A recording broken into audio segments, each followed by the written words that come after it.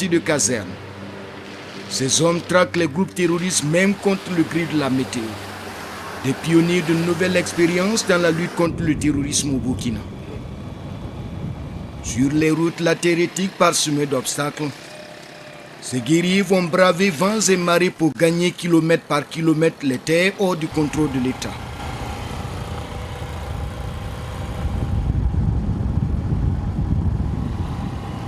Ndorola, 110 km de Bobo.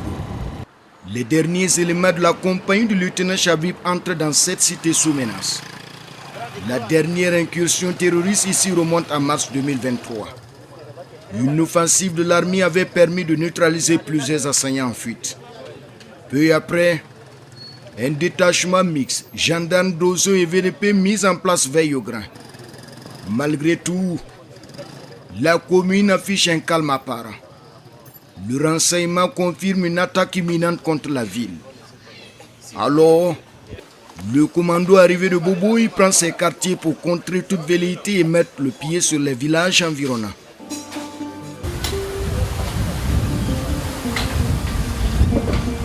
Matinée orageuse, au cœur de la citadelle barricadée. En petites équipes, les fantassins peaufinent une incursion majeure sur 50 km de notre position.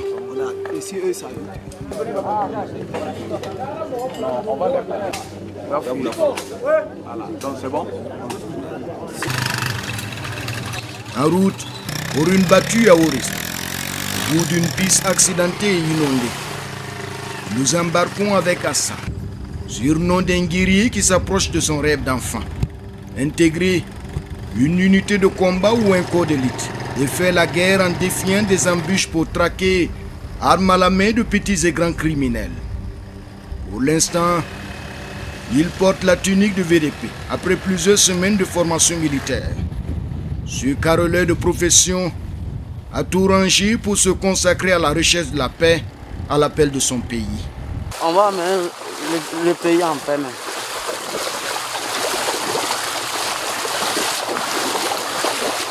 Et vous, qu'est-ce que ça vous fait? Malgré les difficultés, vous êtes très décidé? Ces jeunes combattants sont à leur toute première mission. Disons, leur baptême de feu, les pieds dans l'eau, la tête et les bras chargés. La traversée se fait tantôt à pied, tantôt à moto, avec des trompes d'eau ça et là.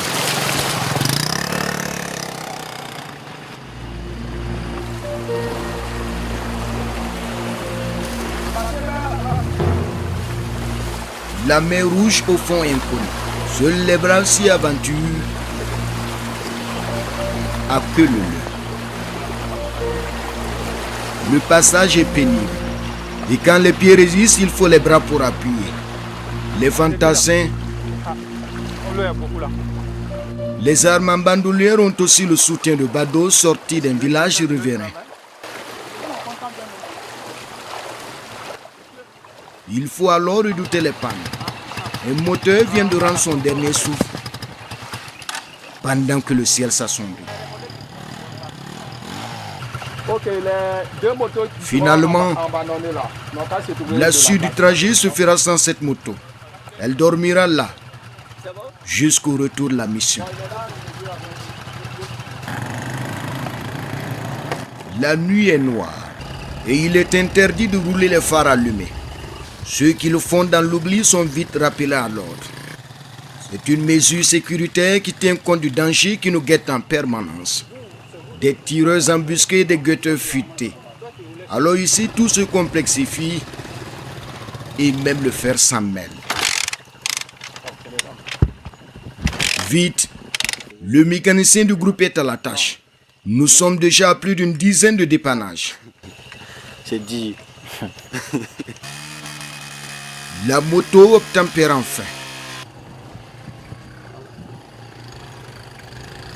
Le voyage continue. Du moins le calvaire sur une piste poisseuse. Ici, à défaut des mines, les ravins et la boue dictent le chemin à prendre. Même là encore, c'est une affaire de muscles pour sortir des méandres.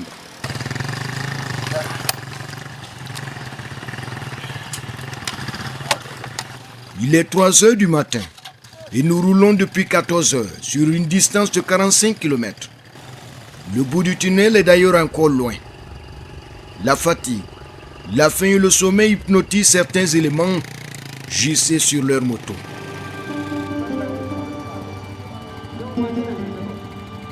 Après une pause, nous voici au port d'un territoire en sursis. Le lieu n'est pas loin de la frontière avec le Mali voisin, séparé des eaux du fleuve Bafin. Présentement avec Lola, ils sont quittés là-bas. Voilà, ils menacent maintenant la population parce qu'ils veulent s'abriter dans les concessions des villages qui est au bord du fleuve. Donc ils viennent, ils enlèvent les femmes. Pas faire au moins 2 jours, 3 jours. Vous savez, ça ne va pas les plaire. Donc, ils viennent des fois, s'ils voient des gens qui sont chauds, ils viennent les enlever et puis pas exécuter. Sinon, le village est toujours sur place. Un village toujours habité, mais que des terroristes menacent de déguerpir.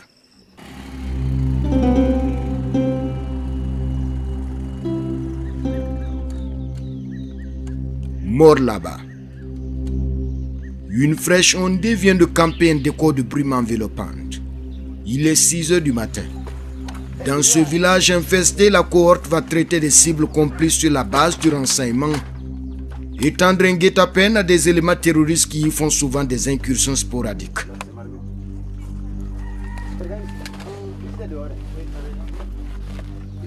Pendant ce temps, à l'autre bout du pays, à Wangolodougou, 37 km de Nyangoloko, il souffle un vent de liberté depuis quelques heures. Un village libéré de ses oppresseurs qui l'ont vidé totalement de ses milliers d'habitants et de ses biens. L'entrée présente le visage d'un village meurtri, martyrisé. La dernière attaque terroriste qui a tout basculé ici a été particulièrement sanglante pour les populations désarmées. Un VDPI est tombé. Les collègues de la cohorte conquérante reviennent sur les lieux de l'embuscade, remplis d'émotions.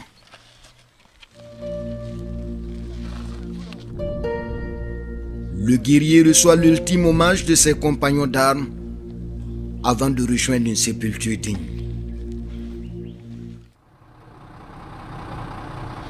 Ainsi, pour redonner vie à la localité et encourager les habitants à y revenir, toute la chaîne de restauration s'active. Ce matin, une équipe de techniciens convoyés depuis Nyangoloko cherche le moyen de reconnecter Wangolodougou avec le reste du monde. Le périmètre du village a été reconquis sans le moindre coup de feu. L'ennemi a évité le combat, dira le lieutenant Triomphe qui prépare un ratissage dans la zone. La menace ici est toujours perceptible sur les visages.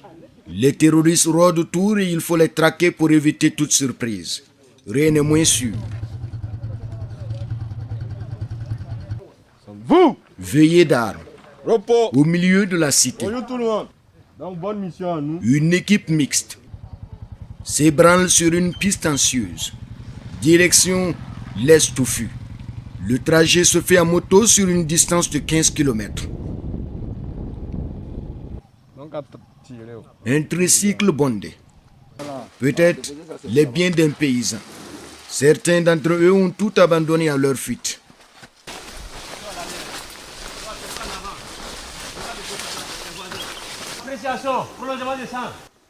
Des hameaux de culture. Ici, les champs présentent une belle physionomie, avec au milieu des habitations désertes et scellées. Les fouillés et suicidaires pour les combattants qui prennent tout de même le risque. Donc ils ont fui les motos. Donc on va avancer. C'est-à-dire qu'ils sont dans les parages. Non, ils ont fui. Ils disent qu'ils ont fui. Sur ce principal axe qui relie Wangolodougou, localité frontalière avec la Côte d'Ivoire, la présence d'éléments terroristes vient d'être signalée. La tension monte dans les bottes. L'équipe s'organise vite pour faire face. Un calme précaire. Puis les balles des Kalachnikov claquent.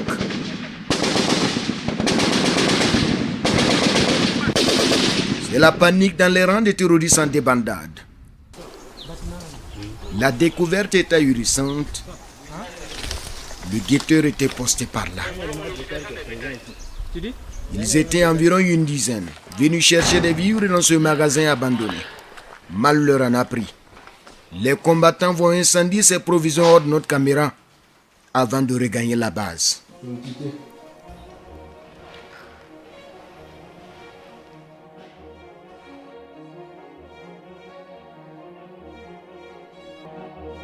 Au même moment, l'équipe du lieutenant Lins déployée à Wo marque le terrain. Soucié, à une dizaine de kilomètres de Wo, la moisson est bonne. Sur ces clichés, une dizaine de motos, des armes et des munitions retirées à l'assaut contre une base. Ici, il n'y a pas eu de corps à corps. Les multiples opérations de Gwasanga, puis du Gos région du capitaine Watao, et la veille des 12 ont fini par briser l'hydre dans son élan.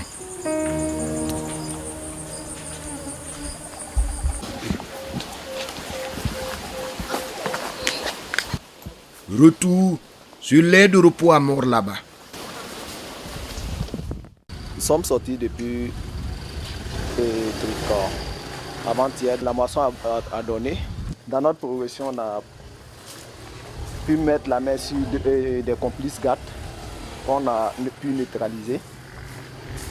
Il va lui 6 comme ça. Et on continue la progression. On essaie de marquer notre passage.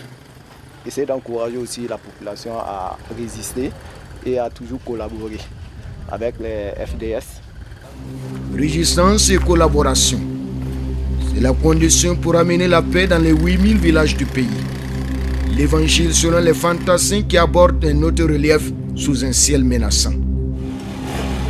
La piste traverse des contrées peuplées mais apeurées, obligées de céder une partie de leur gros et menu bétail, de leurs provisions à chaque saison. Les bandes armées leur imposent aussi le silence et la méfiance vis-à-vis des forces combattantes. Nous explique un fantassin le cœur lourd, mais l'arme au poing. Alors, cette unité du 7e bataillon d'intervention rapide fait le service après-vente. Rassurer la population et l'encourager à prendre les armes pour se libérer du joug des terroristes. Bon, d'accord, nous vous remercions pour tout ce que le frère a dit. Nous avons tout compris. Et nous allons nous engager à leur sensibiliser, à ne plus rejoindre les groupes. Des populations qui expriment par ailleurs le besoin en armes pour la sécurisation des ménages.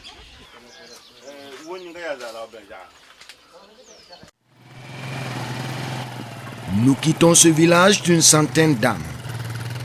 Cap sur le sud. Une route ravinée qui serpente le long des champs de coton. La région est championne dans la production de l'or blanc au Burkina. En ce mois d'août, les paysans ici ont le sourire aux lèvres. La campagne est prometteuse. Par intermittence, les cultures reçoivent la quantité d'eau suffisante pour leur croissance.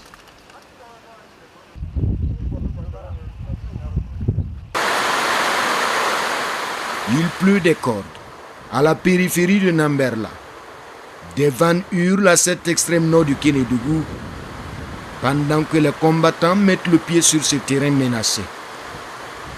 Dans cette localité, les groupes armés ont été sérieusement secoués. Exulte un combattant qui reconnaît que quelques éléments résiduels résistent toujours, du moins pour l'instant. Le jeu de cache-cache leur réussit parfois. Les terroristes viennent de décamper avant l'arrivée des combattants. Cette saison de pluie rend les manœuvres complexes. Les colonnes rebroussent chemin pour passer une deuxième nuit à la Belle Étoile. Les éléments de tête ont commencé à prendre la piste, on va partir. Nous venons de nous réveiller et hier nous avons progressé. Avec la pluie, on était obligé de bivouaquer ici, sous la pluie. Donc, il est actuellement 6 heures moins, la pluie a cessé. Donc on va essayer de rallier notre prochain point avec toute la prudence possible. L'adjudant Kilo a dormi les yeux ouverts sur ces herbes qui ont servi de natte pour sa troupe. Et le mois d'août n'est vraiment pas un mois aussi facile pour nous. Parce que comme la menace est là. Donc on essaie de contenir la menace vu des réalités aussi. On essaie de s'adapter. Si l'ennemi arrive à s'adapter, nous aussi on s'adapte. Parce que dans l'armée, c'est le terrain qui commande la manœuvre. Une manœuvre à l'épreuve d'un sale temps de pluie intempestive. Les eaux des marégots montent jusqu'à la lie, accentuant la souffrance des populations.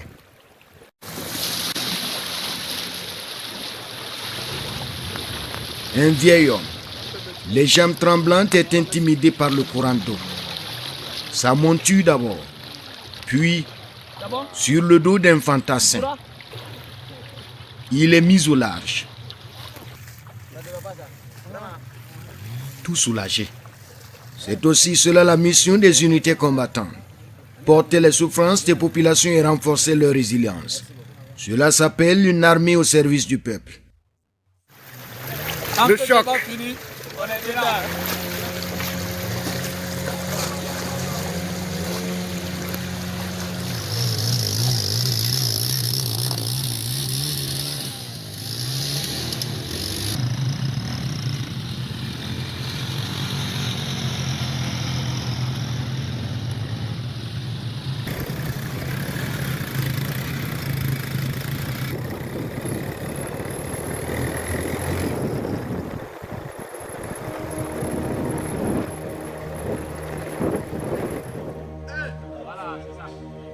Le jour suivant, les hommes ont la mission de former des VDP pour gonfler les effectifs des gardiens de la cité.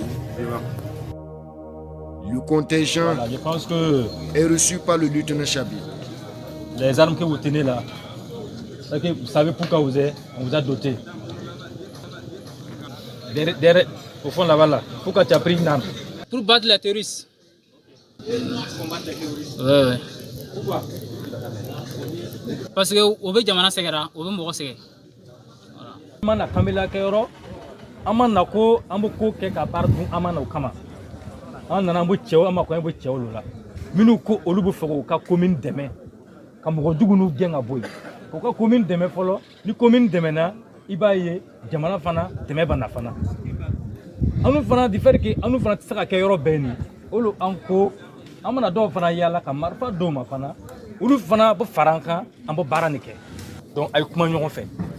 Demisenu ni mo korba aya fara ñoxo kan. Ana tu sora degu bani ñoxo ci bela bani ñoxo ci aya bebo ka bla bo fara ñoxo kan ke kele nga baraka. Un langage de vérité avant une formation toute complète. Plusieurs étapes à franchir pour être déclaré apte à combattre dans les rangs. Ici, plusieurs personnes, dont des fonctionnaires, frappent désormais à la porte pour se faire enrôler. Depuis quelque temps, cet agent de santé manie la seringue et la calache. Je suis engagé parce que je vois que dans mon village, il y a déjà des personnes déplacées internes. Donc là où je suis, je dois aider cette population aussi à ne pas être des PDI. Au début, il y a mes chefs de service qui n'étaient pas d'accord. Mais à la fin, eux-mêmes ils viennent me féliciter qu'en tout cas j'ai pris une bonne décision. Je suis content parce que si moi j'arrive, les gens disent que médecin. Donc à cause de moi, je sens qu'il y a d'autres qui sont engagés, qui viennent. D'autres ne croyaient pas qu'un agent de santé pouvait être le VDP. Content de servir, du moins combattre les terroristes comme les pathologies. Et il y a de quoi le faire. Armes et munitions en quantité pour la guerre. Mais d'abord, pour les nouvelles recrues, il faut savoir les manier. Cela va nous permettre aussi d'infliger la peur aux ennemis. C'est ça, ils sont forts. Ils sont forts. Depuis le matin en tout cas. On voit que ça avance. Voilà, donc tu me donnes... De la nouveauté, issue des dernières acquisitions de l'armée en plein rééquipement. C'est comme c'est des nouveaux armes là-haut. C'est désormais la stratégie de l'armée. Reconquête du territoire, consolidation, formation et équipement des VDP.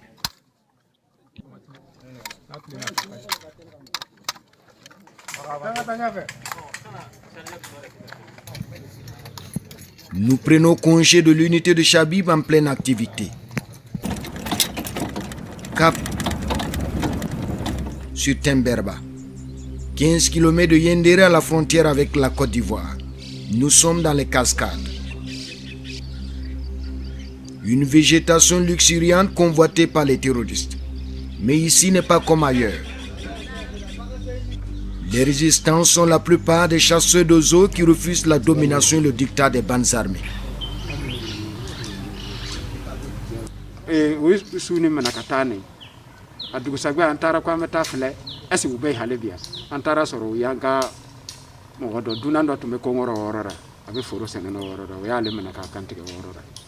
Donc depuis le damanana enfana amasonka amborobla antisinogo souffert les faits garde bay enfana bi donc anga kongo nu fouiller. Depuis lors, Temberba respire. Ces greniers sont à leur place. La vie continue normalement.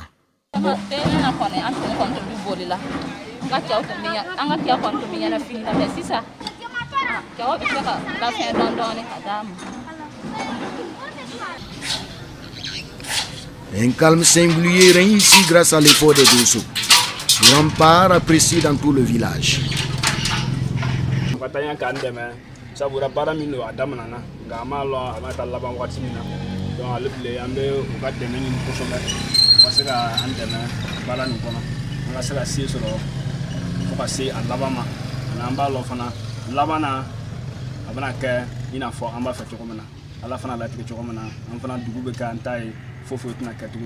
Ce mécanicien est de ceux qui ont supporté les combattants et suivi les décisions du chef du village.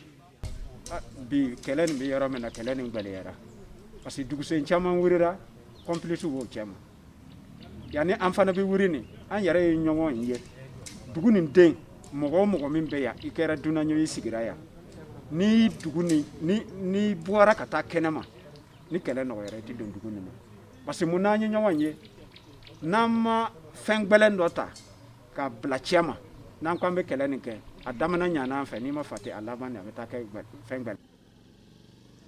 Un ton de fermeté qui a fertilisé la lutte héroïque des hommes et le courage des populations.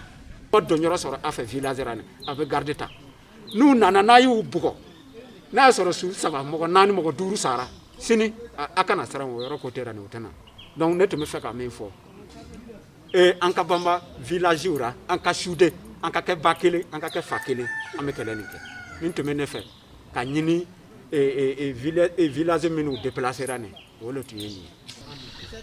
Le combattant espère que le modèle de Temberba va inspirer d'autres localités en lutte pour leur liberté. Du reste, c'est un exemple à dupliquer dans ce contexte de peur généralisée. Le village a fait des prouesses avec peu de moyens. Et pour consolider les acquis, la compagnie du lieutenant Triomphe débarque dans le village avec armes et munitions. Les militaires portent aussi les encouragements de la hiérarchie à l'endroit de Temberba et ses leaders. L'accueil est chaleureux. Un taureau est immolé pour que la troupe reprenne des forces. L'agenda est chargé pour le commando. Ici débute la formation des VDP. Il y a une petite formation, voilà, pour vous permettre d'être encore plus équipé, plus outillé pour faire face à la menace qui est là. Je pense que vous avez déjà des résultats avec ce que vous faites. La preuve en est que devant vous là, les gens là sont partis. Timini et autres là, les gens étaient partis. C'est vous le seul village même qu'on a trouvé sur place. Les autres là, c'est quand on venait qui se sont installés au fur et à mesure. Ce qui veut dire déjà que vous êtes déjà de braves hommes. Vraiment, chapeau à vous. Les apprenants sont dévoués au bon soin de leurs frères d'armes. Si tu es gossé, c'est ça là ton réflexe de tir, c'est ça. L'exercice est facile pour les uns, un peu difficile pour d'autres, habitués à manier les calibres 12. Ces fusils de chasse à moyenne portée. Pour des chasseurs de carrière, c'est une question de vocation et de résolution. Ah, vraiment, maintenant si nous on gagne un terroriste, vraiment ça va le coûter cher. Parce que nous sommes trop contents. Parce que comme déjà nous sommes à la formation, on sait fini la formation, grâce à Dieu, peut-être nos autorités vont nous envoyer des armes. Le guerrier sera doté d'un fusil d'assaut plus performant, des munitions avec. Jusqu'à l'heure où on parle de pas de coups. Donc, on suppose que le cours est rentré.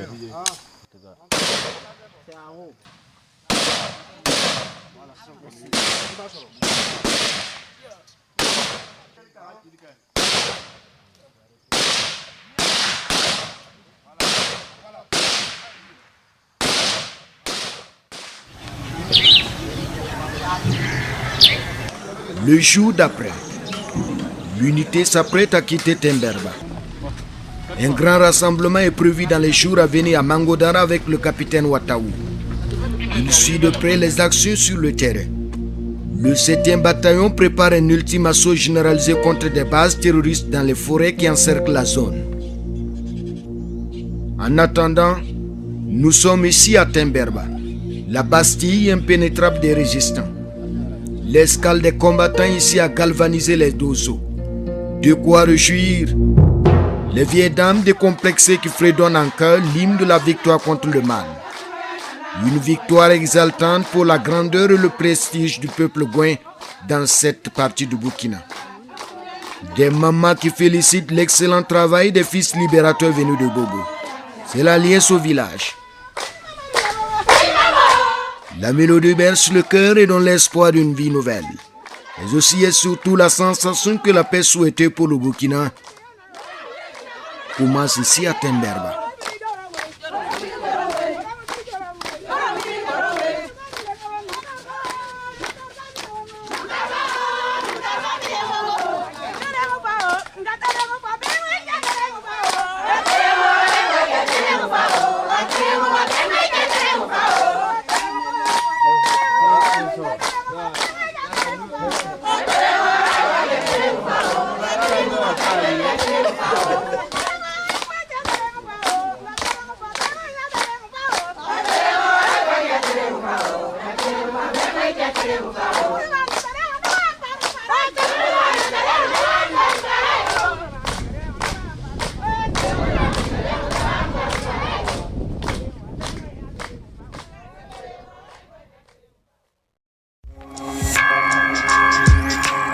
L'Iradin Philippe Ada que nous retrouvons juste après ce grand reportage. Bonsoir Philippe. Bonsoir Ruth. Alors, 4 semaines sur le front de la lutte antiterroriste. Je suis un peu curieuse et les téléspectateurs avec moi de savoir comment est-ce que vous avez vécu cette mission. Merci. Il faut dire que c'est des moments passionnants, des moments pleins de frayeur, souvent parce que quand on est un civil, pratiquement seul à être dans les rangs des hommes en armes, évidemment que lorsque ça claque quelque part, on a envie de prendre la tangente. De prendre la tangente souvent. On a envie en tout cas de ne pas être là pendant que les choses tournent souvent mal, au vinaigre. Donc il faut dire que nous sommes partis de Bobo du Lasso peu avant mi-août. Et il fallait faire le choix, d'abord le premier lieu de point de chute. Donc je suis allé avec une section, une unité du moins, dirigée par un lieutenant Chabib, comme vous l'avez vu dans le reportage. Le grand reportage, oui. Donc le premier point de chute c'était à Ndorola et qui m'a permis d'être dans les rangs jusqu'à Namberla, et tout ce que nous avons vécu c'était très très émouvant, très passionnant à la fois. C'est des choses qu'il faut vivre en tant que journaliste, en tant que reporter. Et quand on vit ces choses, naturellement, on mesure un peu toute la portée du sacrifice de nos forces combattantes. Et justement, en tant que JRI, on se doute bien que vous avez rencontré des difficultés. Naturellement, mais j'ai toujours dit que, bon, en tant que reporters, les difficultés sont pour nous des opportunités. Tenir la caméra, courir après les combattants, et quand ça tire, peut-être il faut avoir les mêmes réflexes que les combattants. Naturellement que c'est difficile, on a roulé pratiquement des nuits entières, on a dormi sous la pluie et on a aussi roulé sous la pluie, on a traversé des eaux, il y a eu des situations, on a vu des corps et tout ça c'est des moments, c'est des difficultés certes. Émotionnellement, est-ce qu'on s'en remet facilement? Tout ça, il faut dire que ce n'est pas ma première mission, donc je suis habitué. Pratiquement quelques années de cela déjà, je suis habitué, j'ai fait beaucoup de localités et ça a forgé ma personnalité en tant que reporter. Et il y a des choses... et après la première fois, comment ça a été La première fois a été très éprouvante. J'ai fait sinon une semaine avant de revenir à moi. Mon esprit était carrément ailleurs. À l'époque, je prenais le temps même, souvent, je m'amusais à me piquer pour voir si... vous étiez toujours là, voilà, vous étiez toujours c'est ça. Donc, les premières expériences ont toujours été douloureuses. Et je l'ai vécu amèrement dans ma chair. À un moment donné, je n'étais plus à moi-même, jusqu'à ce que petit à petit, je me remette et que je me dise que c'est un engagement. Comme toute personne, tout Burkinabé aujourd'hui, il faut l'assumer, il faut l'accomplir. Est-ce que c'est l'une des raisons pour lesquelles vous aimez tourner seul? Parce qu'on a constaté que l'Iradan aime bien être sur le terrain en tant que JRI, non accompagné d'une équipe. Oui, déjà, bon, quand on est JRI, j'ai été formé comme ça, et j'aime la caméra naturellement, j'aime être seul, parce qu'il y a le risque d'abord que je peux prendre et que je n'aimerais pas qu'une autre personne prenne. Donc quand nous sommes deux, c'est souvent difficile de pouvoir aller à fond. J'ai vécu l'expérience dans certains tournages où je me suis hasardé à aller avec des gens. Ça a été très difficile, éprouvant pour cette personne et moi intérieurement, psychologiquement, ça me touche parce que ça devient un peu comme un autre fardeau pour vous. Comme un autre fardeau. Donc, chaque fois, je fais le terrain seul et ça me permet vraiment d'aller à fond, de sortir ce que j'ai comme passion et de la vivre, cette passion-là, à ma manière, sans pour autant mettre la vie de quelqu'un aussi en danger. Alors, l'Ouragan Philippe Ada, on a également vu sur le terrain ce travail qui est mené en coordination entre les forces de défense et de sécurité et les volontaires pour la défense de la patrie. Par exemple, on a vu ces patrouilles mixtes-là. On peut dire qu'il y a une bonne coordination du travail sur le terrain. Une très bonne symbiose. Il y a l'harmonie entre les forces. Aujourd'hui, quand on arrive sur le terrain, on a du mal à faire la distinction entre le militaire et le VDP.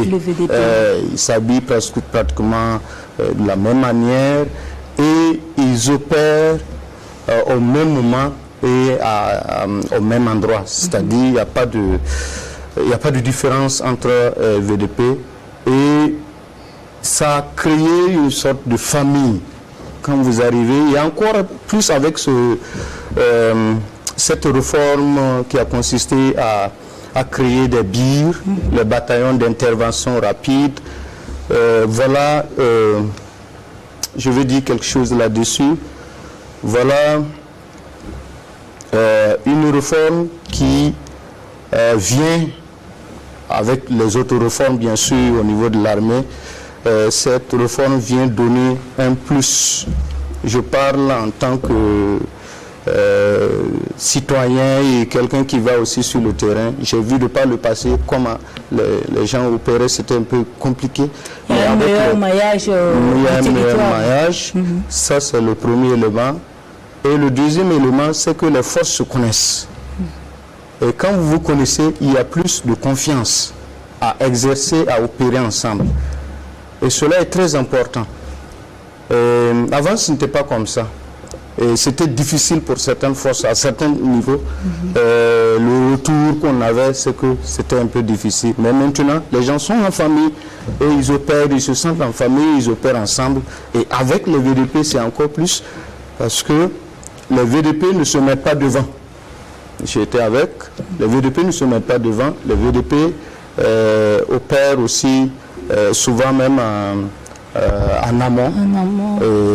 Et il y a des gens qui sont devant, les éclaireurs qui sont devant, et ça peut souvent être des militaires. C'est des équipes mixtes. Et s'il y a trois éclaireurs, c'est qu'il y a un militaire parmi eux et qui tire le reste du convoi. D'accord. Alors on a également vu sur le terrain que chacun dans les communes, les villages essaie de s'organiser pour pouvoir résister en tout cas à cette idée terroriste. Vous avez parlé de la résistance des Dozo. On a aussi vu l'exemple de Temberba. Temberba, c'est mon coup de cœur. Votre coup de cœur, on l'a senti dans le grand reportage. Parce que j'ai été extraordinairement surpris par la détermination des habitants de ce village. À commencer par le chef qui ne figure pas dans le reportage pour des raisons que vous connaissez. Mais c'est des gens qui se sont très bien organisés et sur un rayon de 20 km après Nyangoloko, vous n'avez plus de village. Tous les villages sont partis, ont été déguerpis par les terroristes. Et Temberba est le seul village qui est resté. Pas plus tard que ces derniers temps. C'est avec cette opération que Wangolo-Dougou, par exemple, les gens commencent à revenir. Il y a d'autres villages à côté, les gens ont commencé à venir. Mais Temberba n'a pas bougé. C'est un exemple de résilience, c'est un exemple de combativité, c'est un exemple d'engagement. Et ils ont décidé de ne pas partir. Pas qu'il n'y a pas eu d'attaque là-bas, il y a eu des attaques. Et ils ont été victimes d'attaques, le CSPS a été saccagé, là où même nous avons campé. Mais ils ont tenu et ils ont renversé la tendance. Aujourd'hui, ce sont les terroristes qui se cherchent dans cette localité. Ils n'osent même plus revenir parce qu'ils ont tenté plusieurs fois, ils n'ont pas pu pénétrer dans ce village. Et ça, grâce à la détermination du chef du village qui, dès le premier moment, a organisé ces troupes, si je peux m'exprimer ainsi, qui sont des chasseurs, et certains sont des mécaniciens, certains sont...